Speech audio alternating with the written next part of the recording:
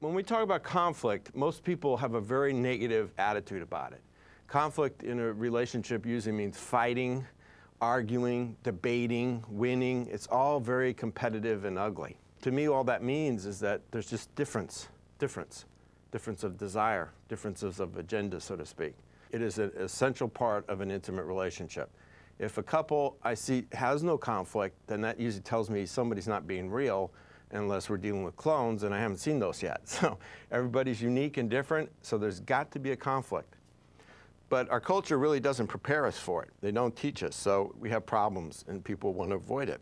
So let's talk about the first type of conflict I see. Conflict of agenda. Two different I wants. One person wants to go to Hawaii, the other person wants to go to Mexico. So first point around this kind of conflict is that it's normal and it's healthy. We are very competitive as a culture. We like to win football games, lawsuits, arguments, wars, you name it, we like to win. I like to win. I play a lot of tennis. I like to win when I play. I don't like to lose. But when a winning or adversarial mindset infiltrates an intimate relationship, lovers, that's when we have problems. You cannot win and lose with a lover. Being adversaries and lovers don't go together. And I've seen every kind of winning technique over the years. I've seen very crude stuff, like someone's trying to threaten or dominate or blackmail. But then I see probably more commonly is not the crude stuff, but more what I call logical persuasion. It's where someone's trying to outsell the other person on what they want. It's like going to your spouse saying, you don't want to do that, it costs too much money, it's not that much fun. That's a typical arguing. Who can outsell, out-argue, out-debate each other's desires until somebody goes, all right, it's just not worth hassling about. Well, do what you want. Are you happy? That's not good. Yeah, you got what you want, you made the sale, but you're going to lose the customer because they're going to walk away mad or angry or resentful. And of course, if you're dealing with two adults, what each of them wants individually is legitimate. If they were single, they just go do what they want. They wouldn't have to go argue and debate it to somebody. If they wanted to do something, they just go do it like an adult, right? But you can't just go do that when you're living in a relationship because you have a partnership. Now, when it comes to this kind of conflict in our culture, there's usually three styles of how people handle it. If you did a survey, you'd probably see these three styles. That's what I've experienced in about 27 years of doing therapy with people.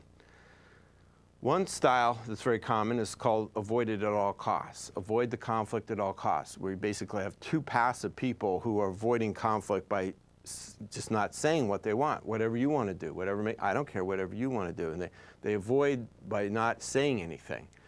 And that relationship seems to have absence of conflict. And to friends outside, they go, oh, they're the happiest couple. They never fight. They never have arguments. They always get along. One of their common complaints is lack of sexual frequency. No surprise, because they're not very close. It's very phony in a sense. But they're not really conscious of that. They just don't want conflict. They may have, been brought up in families where there was a lot of conflict when they were kids, saw their parents yelling and screaming, and they got divorced, so they don't want any of that when they're in their own marriage. The other style is World War III, where you have a couple who likes to yell and scream and argue and bicker and fight, kind of like George's family on Seinfeld show. They're always going at it, yelling and screaming. They're more passionate up front, but over time they scar each other up with all that fighting and who can out-yell and out-win each other to where it kind of goes dead emotionally. And then what I see probably more than anything is the combination of these two styles. You have a couple, they go for a while, they don't rock the boat, everything's going really smooth, everything's fine, and then boom, it blows up, and they're fighting, yelling and screaming and attacking each other. And then, oh my God, we can't do that. We might get divorced. So then they try to be nice again and keep the peace, don't rock the boat, boom, blows up again. That's all we know. That's all our culture really is exposed us to, is this type of fighting. And the bottom line is that it leads to no intimacy. There's no intimacy with any of this. It builds up walls and people build up defenses, and topics like money or how to raise children or where they go on a vacation or any decision making is not very efficient and functional, and it creates a lot of resentment. Unfinished conflicts or unresolved conflicts is big block to having an intimate, close relationship. But that's all we know. So I'm going to teach you something different, something new, hopefully, for a lot of you. Now, as far as a positive format or model, one of the things I do is I borrow a lot from the business world. For whatever reason, business knows how to deal with conflict so much more superior than people do in their personal lives. One of the things that business does that I like is that they structure conflict in a format. They have a generic format. In business, it's called arbitration, maybe you've heard that term, collective bargaining, grievance procedures, mediation, arbitration. All these names are how to have a conflict in a general procedure. So it's like a format. And to me, couples need format. They need structure because there's usually a lot of emotion involved. So if you look at a couple, if they have a structure, they can contain the emotional conflict, so to speak, in a way that is productive, and they can use it for betterment rather than having this free-for-all. And the other thing I always get a kick out of is like when I ever formed a business partnership with somebody in business, they always have clauses before the signature, legal clauses. And the last clause always says, when disputes arise between the parties, it usually will be handled through third-party arbitration. They are forming a legal business entity the day they get married in the state of California. It's like they're signing that business contract without actually doing it. They call it the wedding certificate or the wedding license. But that's really a business thing they're forming there. They're also equal partners in the eyes of the state of California. It's like when they get married, the state says, here's 50% shares for you, here's 50% shares for you. It's like they're giving them stock in this partnership.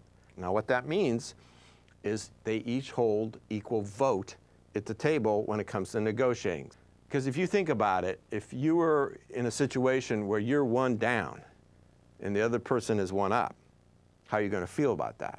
So the way I look at it is it's 50-50, any 70-30, 40-60 split to me, unless there's some kind of money involved, is not usually workable. So what are the steps? The first step in a good conflict of this type is where both parties say clearly what they want. Two specific I wants. As I always say, one person, let's say, wants to go to Mexico for vacation, the other person wants to go to Hawaii. The second step is where both try to understand what each other wants. Understand. Not agree, not solve, but understand what they both want. It's like where I would listen to the person who wants to go to Hawaii, and you'd listen to how they feel about going to Hawaii. You're very comfortable there, you enjoy it, you're excited, all the emotions, you want to acknowledge how they feel about what they want. And when you're listening like that, you don't say anything about what you think about Hawaii, you don't bring up Mexico versus Hawaii, you basically don't talk about your desire and totally try to understand what your partner wants. Until they feel that you understand what they want. Not that you agreed, but you understand. The goal here is where both parties feel heard. Now this is an important step because a lot of couples at this point will get into what we usually call arguing or debating, saying one's better than the other, and they get into that proverbial power struggle over who's going to get their way, who can out-argue the other person until somebody goes, okay, well do what you want, it's not worth hassling about. Also, when you are trying to understand what each other wants and you're not in that power struggle, it's a lot easier to give to somebody. It's like, wow, I didn't know it meant so much to you. You know, I don't mind doing what you want to do. That's a gift. Doesn't mean, you know, you're going to do that all the time, but if you want to, it's a lot easier to give to somebody when they're not ramming their program down your throat. But giving, again, means without resentment. If there's resentment or keeping score or any of that kind of stuff, that's not a gift. That's very expensive. The other thing that this step does is that it takes the emotion out of the conflict. I mean, a lot of you probably heard when couples get divorced, they can't decide who gets the simplest thing. It becomes like a war about who gets a picture or, you know, a toaster. This step, this understanding step, is acknowledging each other's emotions so they don't need to yell, they don't need to scream, they feel, it mellows it out. After you say what you want, both parties feel understood, the next step is finding a solution now, a solution that brings resolution to the conflict. Now, a lot of times you hear people say, well, you have to compromise in a marriage or in a close relationship. It's true. The compromise, to me, though, doesn't mean giving up 50%. A lot of people think compromise is giving up half. I don't do that. I mean, to me, the perfect solution is where both parties get exactly what they want, 100% on both sides. The payoff is intimacy, being close to somebody. Because if you don't like conflict and you don't want to go through all this, it's better to live alone.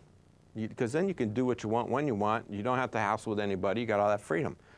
That's the upside. The downside is you don't have any closeness or emotional intimacy. You're not in a relationship.